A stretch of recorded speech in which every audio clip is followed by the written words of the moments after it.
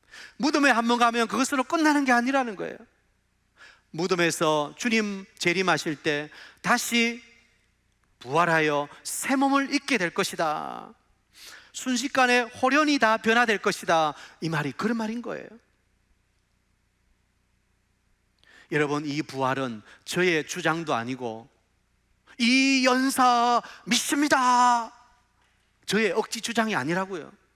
이것은 성경의 말씀입니다. 성경을 믿으시죠? 그러면 성경에 말씀하신 부활도 사실이고 진리인 줄 믿습니다. 부활은 사실인 거예요. 우리가 부활을 믿어야 되는 것입니다. 제가 지난주 주일 말씀드렸습니다. 죽음으로 끝나는 게 아닙니다. 죽음 이후에 뭐가 있어요? 심판이 있습니다. 사람이 한 번 죽는 것은 정해진 것이요, 그 후에는 심판이 있다는 거예요. 예수님을 믿지 않은 자는 무슨 심판입니까? 심판의 부활이에요. 심판의 부활. 그러나 예수님을 믿는 자들은 영생의 부활로 나아가는 것입니다. 우리는 더 이상 심판받지 아니하고 주님 오실 때 몸이 부활하여 영과 몸이 합하여서 영원한 몸이 되는 거예요. 우리는 그것을 부활이라고 말하는 것입니다. 사랑하는 사랑교회 성도 여러분, 예수님이 부활하셨기 때문에 우리도 반드시 부활할 줄 믿으시기 바랍니다. 죽음으로 끝나는 게 아니에요. 죽음 이후에 또 다른 영원한 세계가 있는 거예요. 우리는 부활한 몸으로 그 영원한 천국에서 주님과 함께 영원히 살게 될 것입니다. 그 부활의 소망이 우리에게 있는 것입니다. 자, 두 번째, 그러면 부활하면 우리의 몸은 어떻게 될까요? 여러분, 이거 생각해 보신 적 없으세요? 우리 몸은 과연 어떻게 될까? 이 모습 그대로일까? 오늘 25절에 주님께서 이렇게 말씀하셨습니다. 사람이 죽은 자 가운데서 살아날 때는 장가도 아니가고 시집도 아니가고 하늘에 있는 천사들과 같으니라. 우리가 어떻게 된다고요? 천사들과 같이 된다고요. 이것을 오해하면 안 됩니다. 몸도 없는 영혼만 존재하는 그런 것으로 생각해서는 안 되는 거예요. 우리는 부활하면 온전한 새로운 몸을 입게 될 것입니다. 새로운 몸을 입게 될 거예요. 다시 고린도전서 15장 가봅시다. 고린도전서 15장 35절, 누가 묻기를 죽은 자들이 어떻게 다시 살아나며 어떠한 몸으로 오느냐 하리니. 38절, 하나님이 그 뜻대로 그에게 형체를 주시되, 하나님이 그 뜻대로 그에게 형체를 주신다는 거예요. 각 종자에게 그 형체를 주시느니라. 49절, 우리가 흙에 속한 자의 형상을 입은 것 같이 또한 하늘에 속한 이의 형상을 입으리라. 우리가 부활하면 우리 몸이 어떻게 된다고요? 하나님이 우리에게 새로운 몸의 형체를 주신다는 거예요. 흙으로 사람을 창조하신 하나님께서 부활한 우리의 몸을 새로운 몸으로 만드시지 못하시겠습니까? 우리 하나님은 어떤 하나님이에요? 능력의 하나님이에요. 그것을 오해하면 안 된다는 거예요. 우리 하나님은 말씀으로 천지를 창조하신 분이십니다. 빛이 있으라며 빛이 있었습니다. 또 흙으로 사람을 지으시고 그분의 생기를 우리에게 불어넣으시니 우리가 생명이 되었습니다. 무에서 유를 창조하시는 전능하신 능력의 하나님께서 우리의 몸, 부활의 몸을 새로운 완전한 몸으로 만드시지 못하겠느냐 하는 것입니다. 어떤 분들은 얘들아, 내가 죽으면 절대 화장하지 마라. 화장하면 내 몸이 없어지고 가루밖에 안 남는데 그러면 주님 오시면 내 몸이 어떻게 부활하겠느냐, 그런 분이 계시는데 걱정할 필요가 없습니다. 아니, 육으로 묻어도 어차피 우리는 다 흙으로 없어지는 거 아닙니까? 흙으로 돌아가는 거예요. 하나님이 우리가 형체가 있어야 뭔가를 만드시겠습니까? 하나님은 아무것도 없어도 그분은 전능하신 능력의 하나님이시기에 우리의 부활의 몸을 능히 만드실 줄 믿으시기 바랍니다. 그래서 하나님은 사도개인들에게 너희들이 성경도 하나님의 능력도 뭐 했다고요? 오해했다는 거예요. 오해. 여러분, 우리가 믿는 하나님이 그렇게 수준 낮은 하나님이 아닙니다. 우리 하나님이 능력이 없으신 하나님이 아니십니다. 우리 하나님은 천지를 창조하신 전능한 하나님인 줄 믿으시기 바랍니다. 그 하나님께서 우리 부활의 몸도 새롭게 완전하게 만드신다는 거예요. 좀 더 구체적으로 우리는 어떤 몸이 됩니까? 예수님처럼 됩니다. 빌립보서 3장 21절, 우리의 낮은 몸을 자기 영광의 몸의 형체와 같이 변하게 하시리라. 우리의 이 연약한 몸을 예수님의 영광의 몸처럼 변하게 하신다는 거예요. 누가요? 전능하신 하나님께서요. 여러분, 예수님이 부활하신 후에 제자들에게 오셨습니다. 요한복음 20장을 보면 제자들이 무서워해서 문을 꼭 걸어 잠그고 있었습니다. 그때 부활하신 예수님이 제자들에게 오실 때 어떻게 하세요? 얘들아, 문 좀 열어다고, 내가 들어갈 수가 없구나, 그러셨습니까? 문은 그대로 잠겨 있었어요. 그런데 예수님께서 그 문을 그냥 통과해서 오셨어요. 부활하신 예수님의 몸은 시 공간을 초월하는 몸입니다. 그렇다고 해서 뭐 도깨비 같은 거 아닙니다. 예수님은 몸을 가지셨어요. 육체를 가지셨어요. 제자들에게 얘들아 봐라, 내 손에 손자국, 못자국, 또 내 옆구리에 창자국 다 보여주셨어요. 부활하신 예수님의 몸은 몸이셨습니다. 그리고 그들과 함께 음식도 드셨어요. 자, 부활한 몸은 무엇인가? 부활한 몸은 완전한 몸입니다. 초월의 몸입니다. 그리고 시 공간을 완전히 뛰어넘어 버립니다. 부활한 몸은 영원한 몸이 될 것입니다. 우리 어르신들은 비가 오고 하면 아이고 허리야, 비가 오려나 하면서 허리를 붙잡으세요. 아이고 시큰거려 그러시죠. 몸은 나이가 들면 점점 쇠약해져 갑니다. 병도 들어요. 우리 성도들 가운데서도 암으로 고생하는 분들이 계십니다. 또 장애를 가진 성도들도 있습니다. 그러나 여러분, 우리가 부활하게 되면 그런 게 없어져요. 부활하면 완전한 몸이 됩니다. 가장 건강한 상태, 더 이상 아픈 것이 없습니다. 더 이상 장애가 없습니다. 더 이상 쑤시는 게 없어요. 부활하면 완전한 초월의 몸이 되는 거예요. 그리고 그 몸이 영원해지는 거예요.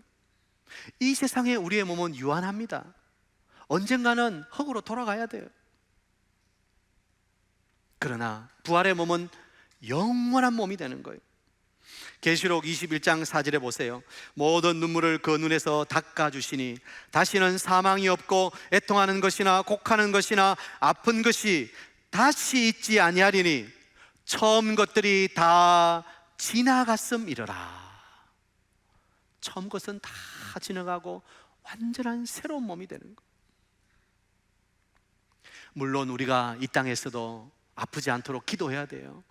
지금 병으로 기도하는 분들, 하나님 고쳐달라고 간절히 기도해야 되지요.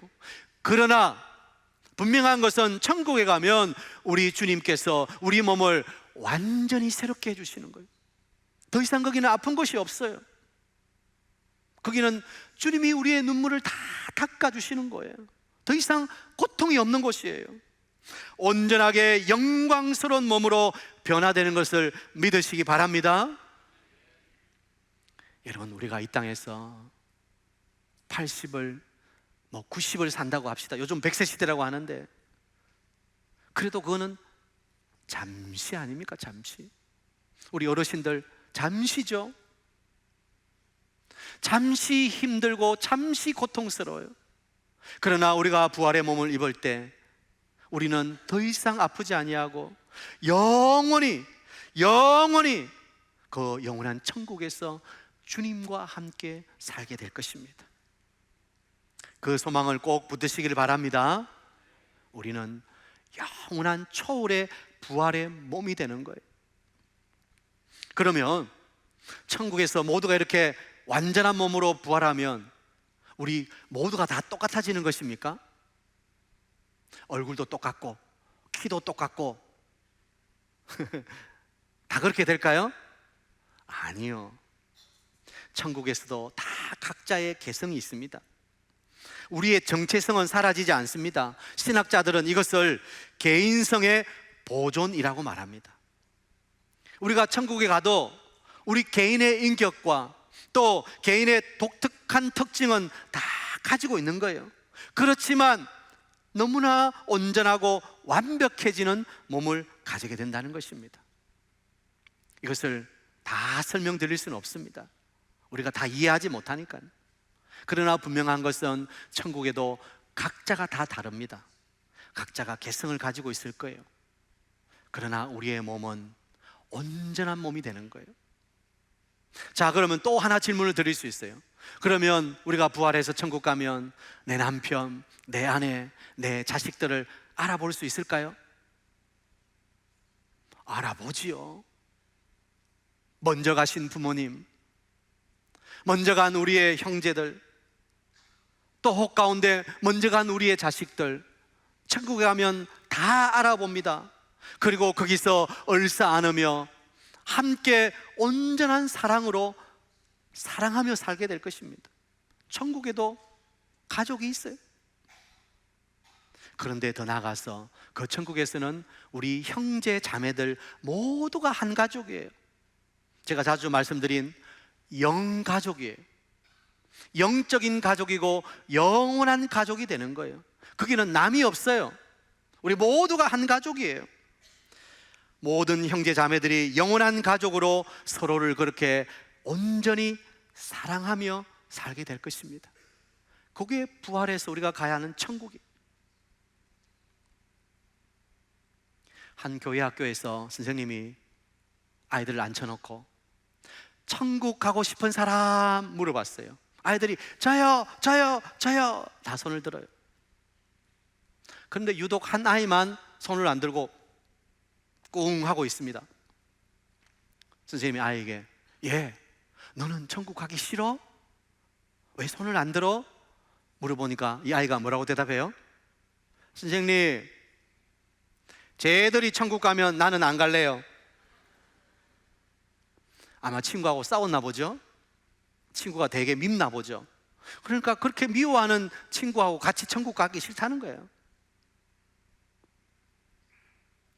우리 가운데도 그런 분이 있는지 모르겠어요. 우리가 살아가는 이 땅에서 인간관계에 여러 가지 상처가 많죠. 미워하고 때로는 원망하고 때로는 그렇게 갈등하고 너무 힘들어요. 갈라서기도 하고 다시는 안 본다 그러면서 진짜 얼굴을 돌리고 살아가는 경우가 있죠. 그러나 여러분, 천국 가면 그런 게 없습니다. 천국 가면 다 용서하고 사랑으로 하나 되는 거예요. 거기에는 미워하고 갈등하고 원망하고 그래서 등 돌리고 그런 게 없는 거예요. 거기 천국에서는 온전히 사랑하며, 저는 이렇게 생각해요. 그때 그래서 네가 그렇게 섭섭했구나.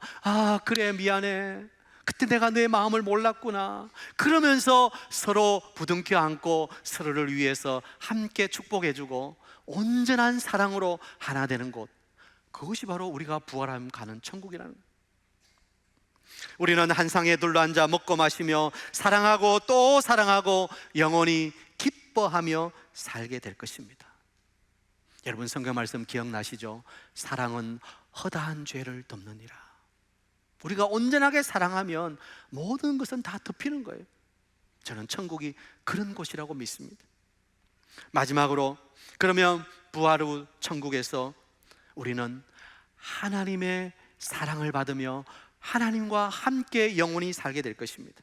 계시록 21장 3절, 내가 들으니 보좌에서 큰 음성이 나서 이르되 보라, 하나님의 장막이 사람들과 함께 있음에 하나님이 그들과 함께 계시리니. 우리가 영원히 살 그곳에는 하나님이 계시대요. 거기서 우리도 하나님과 영원히 산대요. 여러분, 가슴 벅차지 않습니까? 우리는 꿈에 주님의 옷자락만 보아도, 주님의 뒷모습만 보아도 그냥 호들갑을 떨면서 꿈에 주님 주님 그러지 않습니까? 그런데 거기서는 주님의 얼굴을 대하여 볼 것입니다. 계시록 22장 3절에 보면 하나님과 그 어린 양의 보좌가 그 가운데 있으니 그의 얼굴을 볼 터이요. 여러분, 우리가 부활해서 영원히 살 그 하늘나라는 주님의 얼굴을 직접 보며 살게 될 것입니다. 하나님이 우리와 함께 사신다고 합니다. 날마다 그분의 광채를 보며 날마다 그분을 대하면서 그 영광을 찬송하며 기쁨으로 노래하며 살게 될 것입니다. 이런 복이 어디 있습니까? 이런 복이 어디 있어요? 예수 그리스도를 구주로 믿고 그 부활을 확신하면 우리는 그 천국, 거기서 부활의 몸으로 영원히 주님과 함께 살게 될 것입니다. 여러분, 이 부활을 소망하시기 바랍니다. 이 부활의 능력으로 살아가시기를 축복합니다. 사실 우리가 예수님을 영접하는 그 순간 이미 영생은 시작되었습니다. 영생은 죽고 나서 천국 가서 이루어지는 것이 아니라 예수님이 내 마음속에 살아계시기 때문에 이미 영생은 시작된 거예요. 하나님은 죽은 자의 하나님이 아니라 산 자의 하나님이라고 말씀하셨습니다. 예수님이 여러분 속에 계시면 여러분은 이미 살아있는 하늘나라 천국 백성입니다. 그것을 잊지 마십시오. 사두개인들처럼 내가 보고 내가 알고 내가 이해되는 것만 믿으려고 하지 마십시오. 우리가 알지 못하는 영적인 세계가 있습니다. 무한한 세계가 있습니다. 내 자신의 범위를 정해놓고 나를 거기에 가두려 하지 마시고 여러분, 마음을 열고 성경을 믿으십시오. 하나님의 말씀입니다. 하나님의 말씀은 1.1획도 변하지 않는다고 했습니다. 하신 말씀은 다 이루어질 것입니다. 주님이 오시는 그날 우리는 영광스러운 몸으로 변화되어서 부활의 몸으로 변화되어서 하늘에서 영원히 하나님 마련하신 그 천국에서 주님의 얼굴을 보면서 우리는 살게 될 것입니다. 그 소망이 있기에 오늘 좀 힘들어도, 오늘 내 걸음이 가시밭길이라 해도 우리는 그 소망이 있기에 다시 일어설 수 있는 것입니다. 견딜 수 있는 것입니다. 사랑하는 사역동교회 성도 여러분, 새로운 11월 달을 시작했습니다. 여러분 삶에 또 어떤 난관이 기다리고 있을지 알지 못합니다. 그러나 우리가 아는 것은 죽음이 끝이 아니고 우리는 부활할 것이고 그 부활의 영광스러운 몸으로 천국에서 주님과 영원히 살 것이라는 소망이 있는 것입니다. 오늘 산부 예배에 나오신 우리 모든 성도님들이 이 부활의 소망과 부활의 능력으로 충만하게 되기를 축복합니다.